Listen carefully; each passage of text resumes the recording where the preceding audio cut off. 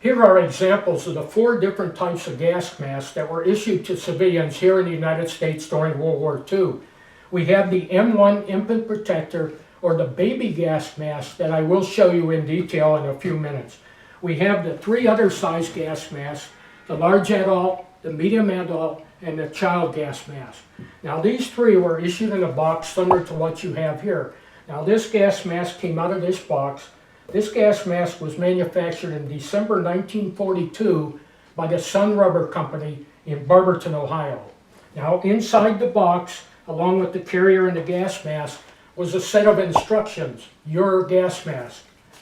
It shows the different components of the gas mask, tells you how to use it, how to clean it, and how it operates. Now, if we look at the gas mask, we remove it from the canvas carrier that it comes in. We have the gas mask. The face was made from a muslin type linen material covered with rubber. The eyepieces were plastic, clear plastic. They've turned yellow over the period of years now, and had the all-important gas filter. These filters had to be replaced every so often after so many hours because they would become used and would become defective. Now during World War II, the Department of Civilian Defense issued these gas masks. Now I did say that correctly. It was the Department of Civilian Defense. A lot of people think it was Civil Defense. During World War II, from 1941 to 1945, the United States used the term civilian defense. It wasn't until about 1950 that the United States started using the term civil defense. Now during World War II, Congress appropriated money for 50 million of these civilian gas masks. Now this was at a period of time when the entire population of the United States was only 135 million. Now in reality, only about 5 million of these gas masks were ever produced. This is our World War II M1 infant protector, the civilian gas bag used for babies here in the United States during World War II. This example you see right here is very rare. There's not many of these in existence. This one is in very, very good condition for its age. It's 75 years old. It's in the original box. The box is in good condition, a little bit of water damage here on the side. But the gas mask is complete. We have everything in here. So once we open up the box, we have our head ring. I'll show you how this is used here in just a little bit. We have the gas mask, which is very awkward and very hard to use. I'll show you how it worked, unfold it here in a minute. So we unfold the gas mask. We have a set of instructions sewed to the side here. There's also a card inside that has the same instructions. This gas mask, or baby gas bags, printed on the front, M1 infant protector, property of the United States government, Department of Civilian Defense. The gas mask is made out of some type of oilcloth material. It's impregnated with a chemical-proof agent. It's impervious to chemicals and to liquids. We have the face mask. It's made out of acetate. It's yellowed over the period of years. It's also hardened a little bit. We also have the bellows and gas filter. Now this is the same gas filter that was used on the gas mask that I showed you earlier.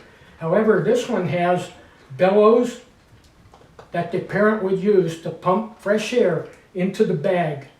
Now I'll show you how this was used. Now this bag is not easy to use. It had to be very, very cumbersome. So what the parent did was they got the infant, and here's our infant, happy as could be, cheerful, happy as could be. Don't we wish all our children and grandchildren could be this happy? Well, I guarantee you, once the baby gets inside the bag, he's not going to be this happy. But this is how it worked. The baby was inserted inside the bag so that his face showed through the faceplate. The parent then would get these drawstrings, pull it tight, tie it around 3 or 4 times to make sure that it's gas-proof and air-proof. This headband I was showing you later goes in the rings at the top to keep the face mask away from the baby's face. Once the baby was in there, the parent would get the bellows and would pump the bellows several times a minute to allow fresh air to get inside the bag. Now you got to remember, when this happened, the other people are having problems too. The adults have their gas mask on. You're being under attack to a certain point. So you have to worry about the infant, you have to worry about yourself, you have to worry about other people. Now there's something else I want to show you that I think is more rare than our World War II M1 infant protector. I found this a couple years ago. To the ordinary person, it just looks like a bag. However, if you look closer, here on the front has the same printing as our infant protector. Says US M1 infant protector, the same as on the other one, but it's made out of a more hardened type material. This is very stiff. I don't know if it was stiff when it was made during World War II or not, but you notice it doesn't have the upper part with the face piece on it. What we're thinking is that this was one of the prototypes that was used early in World War II, or even before the United States got in World War II in 1941, to start producing M1 infant protectors. So we're thinking this is rare. We do know that the M1 infant protector here is rare also.